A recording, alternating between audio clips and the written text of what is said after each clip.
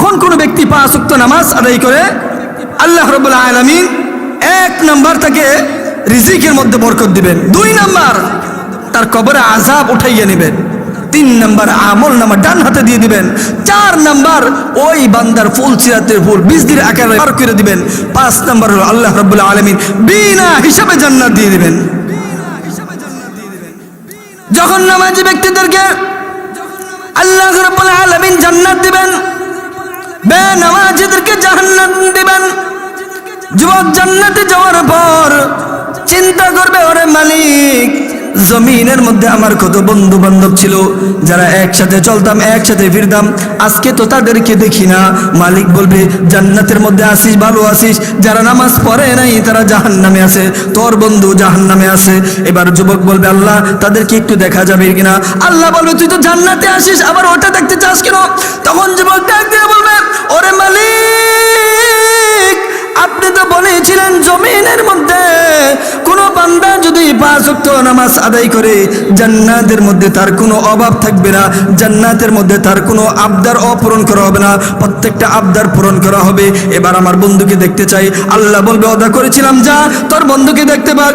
আল্লাহ রাব্বুল আলামিন যখন জান্নাতি এবং জাহান্নামীদের সাথে কথা বলার সুযোগ করে দিবেন, তখন জান্নাতীরা জাহান্নামীদেরকে প্রশ্ন করবে, মা সালাকাকুম ফি সাকর, কোন জিনিস তোমাদেরকে জাহান্নামে নিয়ে আসলো? জান্নাতীরা জাহান্নামীদেরকে প্রশ্ন করবেন, কোন জিনিস তোমাকে জাহান্নামে নিয়ে আসলো? এবার জাহান্নামীরা জবাব দিবেন, ক্বালু লাম নাকু মিনাল মুসাল্লিন, জমিনের মধ্যে আমরা মুসল্লি ছিলাম না, জমিনের মধ্যে আমরা নামাজ কায়েম করতাম না। ইমাম সাহেব ডাকতো, যাও একটু নামাজে যাই, বলতাম সময় নাই, সময় নাই, লুঙ্গি না পাক, প্যান্ট না পাক, নামাজে যাইতাম না। জমিনের মধ্যে নামাজটা আদায় করার জন্য আজকে আমরা জাহান্নাম পেয়েছি। আল্লাহ রাব্বুল আলামিন অনন্তকালের জন্য জাহান্নাম দিয়ে দিয়েছেন। এবার যুবকদের আবার জিজ্ঞাসা করবে, কোন জিনিস তোমাদেরকে জাহান্নামে নিয়ে আসলো? ক্বালু লাম নাকু মিনাল মুসাল্লিন ওয়া লাম নাকু নুতঈমুল মিসকিন, জমিনের মধ্যে আমরা অসহায় দিকে তাকাইতাম না, নিজের ঘরের মধ্যে ভালো ভালো খাবার তৈরি হইতো, আমার সমাজের মধ্যে যারা গরিব ছিল, একেবারেই দুর্বল ছিল, তাদের দিকে তাকাইতাম না, নিজে খাইতাম, গরিবদের দিকে তাকাইতাম না, যাকাত টাকা জরিমানা মনে করতাম, দান সদকাকে জরিমানা মনে করতাম, ভিক্ষা বলে খাই দিতাম। এই জন্য আমরা আল্লাহ রাব্বুল আলামিন আজকে জাহান্নাম দিয়েছে। জাহান্নামে যাওয়ার জন্য 4টা কারণ। 1 নম্বর, ক্বালু লাম নাকু মিনাল মুসাল্লিন, যারা জমিনের মধ্যে মুসল্লি ছিল না, নামাজ আদায় করতো না, এই নামাজ না পড়ার কারণে আল্লাহ রাব্বুল আলামিন তাদেরকে জাহান্নাম দিবেন। 2 নম্বর, ওয়া লাম নাকু নুতঈমুল মিসকিন, যারা জমিনের মধ্যে গরিব দুঃখী অসহায়ের দিকে তাকাইবে না, তাদেরকেও আল্লাহ রাব্বুল আলামিন জাহান্নামে দিবেন।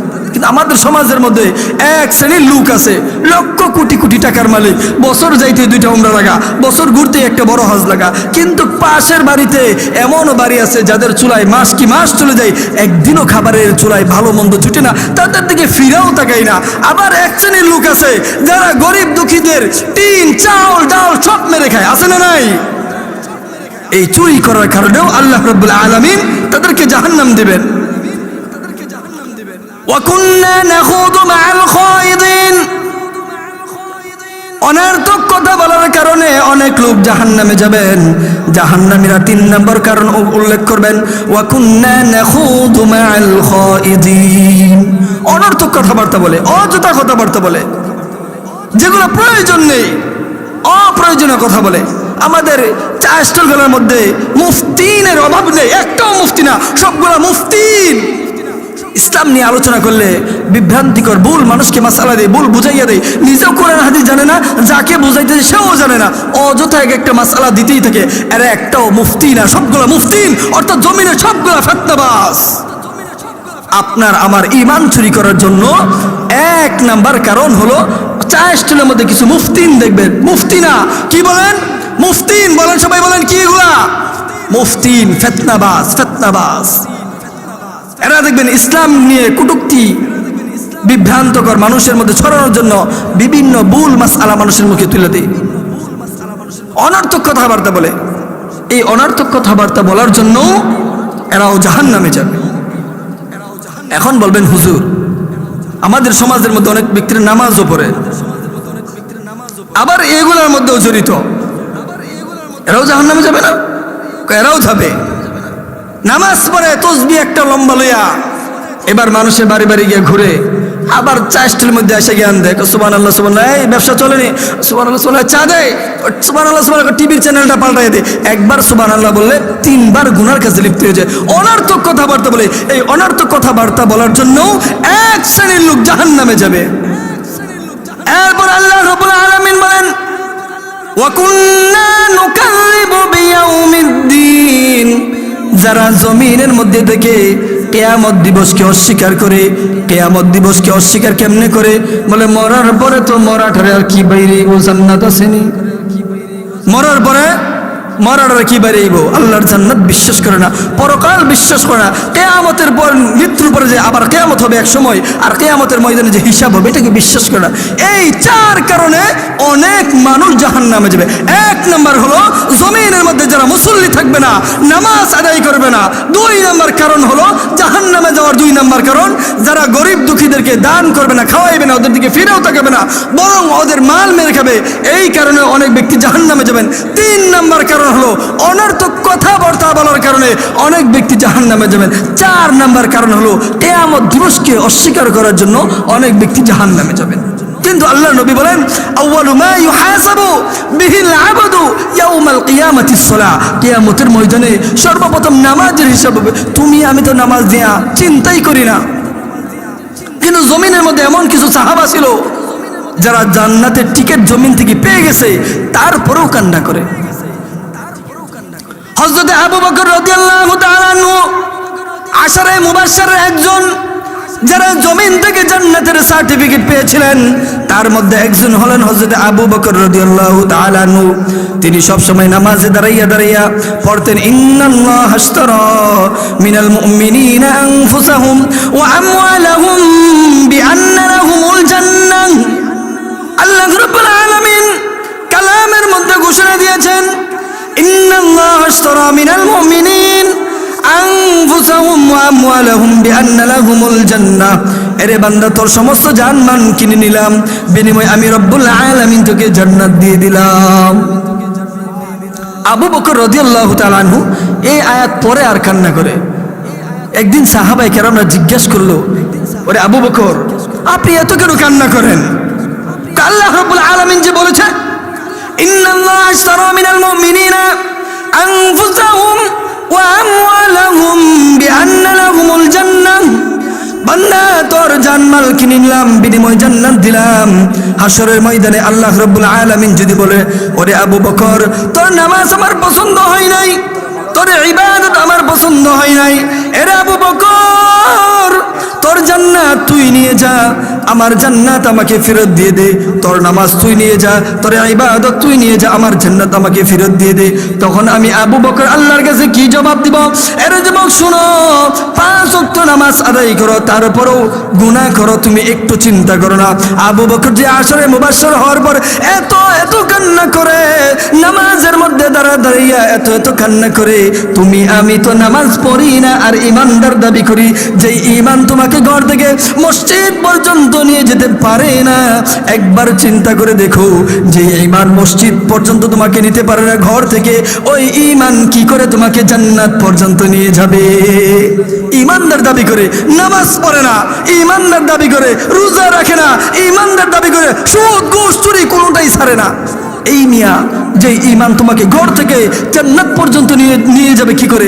যে ইমান ঘর থেকে মসজিদ পর্যন্ত নিতে পারে না, যে ইমান হারামের থেকে আমাকে বিরত রাখতে পারে না, যে ইমান আমাকে চুরি ঘুষ থেকে বিরত রাখতে পারে না, ওই ইমান দিয়ে তুমি জান্নাত আশা কেমনে করো? এই জন্য ইমানও লাগবে মজবুত, আমলও লাগবে মজবুত। জমিনের মধ্যে সবচেয়ে গুরুত্বপূর্ণ কাজ হলো ঈমান আনার পর নামাজ আদায় করা। কারণ ঈমানবিহীন নামাজ পড়লেও একটা সিজদা কবুল হবে না।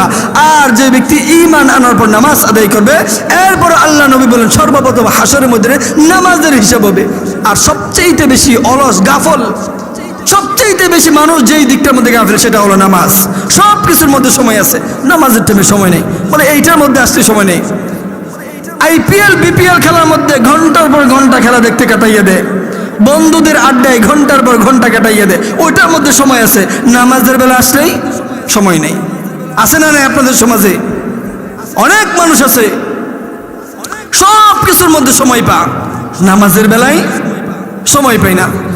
আল্লাহ রাব্বুল আলামিন ডাক দিয়ে বলেন, সময়ের মালিক আমি, সময় দিলাম আমি তোকে, সব কিছুর মধ্যে সময় পাইলি, আমি মালিকের জন্য সময় দিলি না, আমি মালিকের সময় দিলি না, সময় আমি আল্লাহ তোরে দিয়েছিলাম, আমার জন্য সময় দিলি না। এরে বান্দা শুনে রাখ, সময় আমাকে দিলি না, আমার ইবাদত করলি না, আমি রব বললাম তোকে আমার জান্নাত দিব না। যে সময় যে আল্লাহর জন্যই না হয়, ওই আল্লাহ যে আপনাকে সময় দিয়ে থাকে, তো এই আল্লাহর কাছে জান্নাত কিভাবে আশা করেন? জান্নাতের বর্ণনা দেওয়ার জন্য আমাদের প্রধান অতিথি আছে, আপনাদেরকে জান্নাতের বর্ণনা শোনাবেন, জাহান্নামের ভয়াবহতা শোনাবেন। একটা জিনিস জেনে রাখবেন, যার নামাজ ঠিক তার দুনিয়া পুরা ঠিক। কারণ আল্লাহ রাব্বুল আলামিন বলেন, ইন্নাস সালাতা তানহা আনিল ফাহশাই ওয়াল মুনকার, প্রত্যেকটা নামাজ তাকে অশ্লীল গুনার কাজ থেকে বিরত রাখে। যখন আপনি নামাজ আদায় করবেন, তখন আপনার মধ্যে যখন ঈমানের মজবুত জড়তা জমে যাবে, তখন আপনার মনে হবে আমি কিভাবে গুনাহ করি। মাওলানা দেখতেছে, হিসাব না মাওলাকে দিতে হবে, অটোমেটিকলি গুনার কাছ থেকে বেঁচে যাবেন। এই জন্য 1 নম্বর কারণ হলো ঈমান আনার পর পরিপূর্ণভাবে নামাজ আদায় করা। অর্ধেক ছাড়লেন, অর্ধেক ধরলেন। আমাদের সমাজে 3 শ্রেণীর মুসল্লি আছে। এক শ্রেণীর মুসলমান হলো এরা মুসল্লির সাথে প্রতি শুক্রবারে গিয়ে, আছে না নাই, এরা শুক্রবারে হাজিরা দেয়, এরা সবচেয়ে বড় বাটপার, পল্টিবাস। আপনি যেই কোম্পানিতে চাকরি করেন, এইখানে যদি গিয়া 30 দিনের জায়গা 20 দিন ডিউটি করেন, এই বেতন দিবে? জোরে বলেন, দিবে? দিবে না। তে আল্লাহ তাআলা 5 ওয়াক্ত নামাজ আদায় করছে দৈনন্দিন, আপনি সপ্তাহে একটা হাজিরা দেন। যেই কোম্পানিতে 20 দিন ডিউটি করে বলবেন, 20 দিন ডিউটি না করে বলবেন বেতন দেন, ওই কোম্পানির ম্যানেজার বলবো তোর মতো বাটপারে আমি বেতন দেই না, যা বেরিয়ে যা।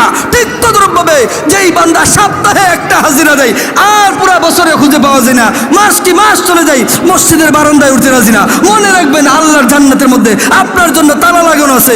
আপনি যে জানেন যে আল্লাহ রাব্বুল আলামিন আপনার জন্য জান্নাত বানাইছে, আল্লাহর গোলামি করবেন না আর বলবেন ঈমান আছে মাওলা জান্নাত দাও, কখনো জান্নাতের বারান্দায় উঠতে পারবেন না। এই জন্য সর্বপ্রথম সাপ্তাহিক মুসল্লি থেকে 5 ওয়াক্ত রেগুলার মুসল্লির মধ্যে নিজের নাম লেখাইতে হবে, তারপর জান্নাত আশা করেন। আরেক শ্রেণীর মুসল্লি আছে, এরা বছরে 1-2টা হাজিরা দেয়, অর্থাৎ ঈদের দিন, আছে না নাই? আরেক শ্রেণীর মুসলমান আছে যারা আল্লাহকে পরিপূর্ণ মানে, যারা ইসলামকে পরিপূর্ণ মানে, যারা আল্লাহকে ভয় করে, আল্লাহর জান্নাত পাওয়ার আশায় 5 ওয়াক্ত নামাজ আদায় করে। এরা হলো প্রকৃত মুসলমান, এরাই হলো প্রকৃত মুসল্লি। এই জন্য আল্লাহ রাব্বুল আলামিন বলেন, ক্বালু লাম নাকু মিনাল মুসাল্লিন, যারা জমিনে মুসল্লি থাকবে না এরা জাহান্নামে যাবে, আর যারা জমিনের মধ্যে মুসল্লি থাকবে রব্বুল আলামিন বলেন এদেরকে বিনা হিসেবে জান্নাত দিব। 5 ওয়াক্ত নামাজ পড়বেন তো ইনশাআল্লাহ?